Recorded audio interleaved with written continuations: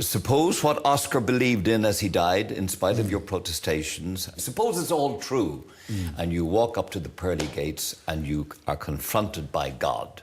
What will Stephen Fry say to him, her, or it? I will basically, what's known as theodicy, I think. I'll say, bone cancer in children? What's that about? How dare you? How dare you create a world in which there is such misery that is not our fault? It's not right. It's utterly, utterly evil. Why should I respect a capricious, mean-minded, stupid God who creates a world which is so full of injustice and pain? That's what I would say. And you think you're going to get in on No, that? but I wouldn't want to. I wouldn't want to get in on his terms. They're wrong. Now, if I died and it was Pluto, Hades, and if it was the 12 Greek gods, then I would have more truck with it, because the Greeks they didn't pretend not to be human in their appetites and in their capriciousness and in their unreasonableness. They didn't present themselves as being all-seeing, all-wise, all-kind, all-beneficent. Because the God who created this universe, if it was created by God, is quite clearly a maniac, utter maniac, totally selfish.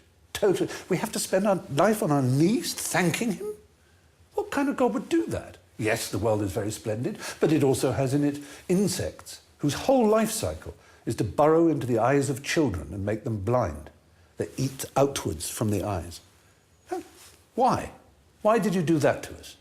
You could easily have made a creation in which that didn't exist.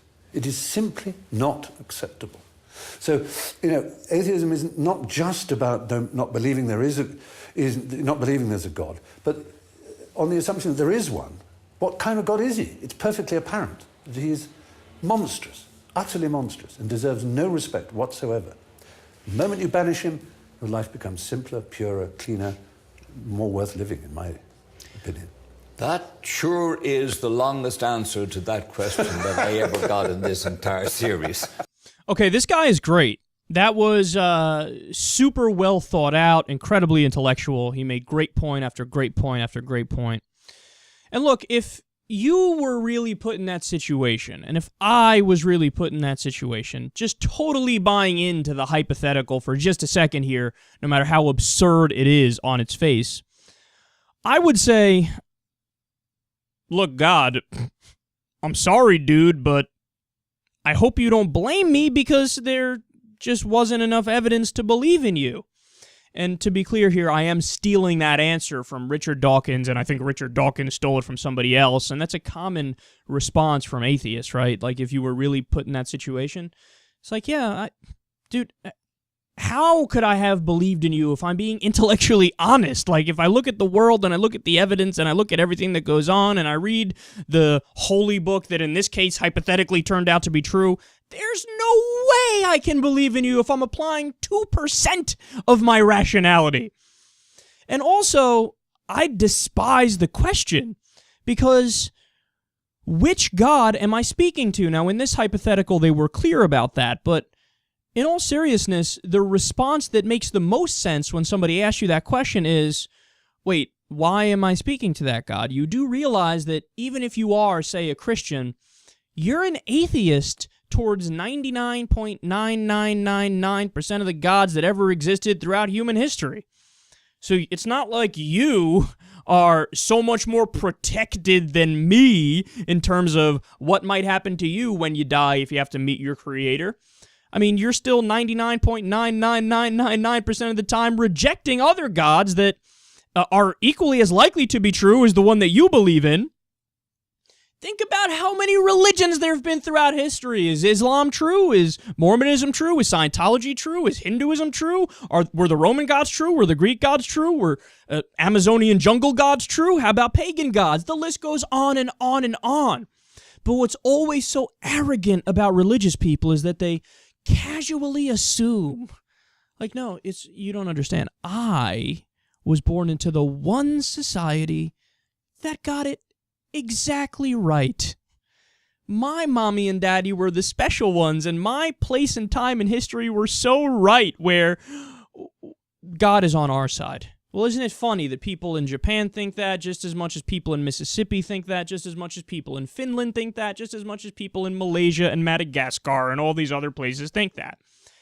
What's much more likely? You are all wrong. You're all wrong. When you talk about secularism and agnosticism and atheism, it all comes down to the same basic idea. We are humble enough to admit we don't fucking know, and we know you don't know either, so stop lying to us. You're insulting our intelligence. See, people like to portray atheists as super arrogant, when nothing could be further from the truth. What's arrogant is saying, I know the nature of God, and here are the specifics about the nature of God, and I have the ultimate truth. That's arrogant. What's not arrogant is saying, I really don't know, and I don't think there's enough evidence to conclude anything. And that's what we say. To be an atheist, if you listen to even the strongest atheists, like Richard Dawkins, he says on like a scale of 1 to 7, 7 being, I know there's not a God. Even he says, I'm like a 6, dude. And I always describe myself as an agnostic atheist, again, because they answer two different questions. One of them is, what do you know? The other one is, what do you believe?